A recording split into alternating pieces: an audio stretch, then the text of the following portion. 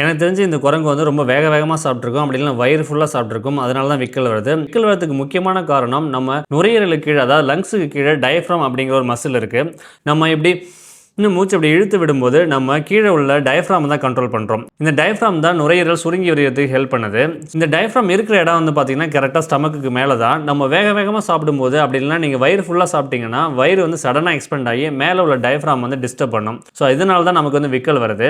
விக்கல் வந்து சாதாரணமாக கொஞ்சம் இடத்துல நின்றுடும். சப்போஸ் நிற்கலன்னா நீங்கள் இப்படி மூச்சை இழுத்து 10 to 15 செகண்ட் ஹோல்ட் பண்ணிவிட்டு அப்புறம் ரிலீஸ் பண்ணுங்க. இதே போல் 2-3 டைம்ஸ் பண்ணிங்கன்னா விக்கல் நிற்கிறதுக்கு நிறைய சான்சஸ் இருக்குது. அப்படி இல்லைனா தண்ணியை கொஞ்சம் கொஞ்சமாக சிப் பண்ணி குடிங்க. இந்த கான்செப்ட் எக்ஸ்பிளனேஷன் பிடிச்சிருந்தா இந்த கான்செப்ட் மார்க் சேனலை மறக்காமல் ஒரு ஃபாலோ மட்டும் பண்ணிங்க.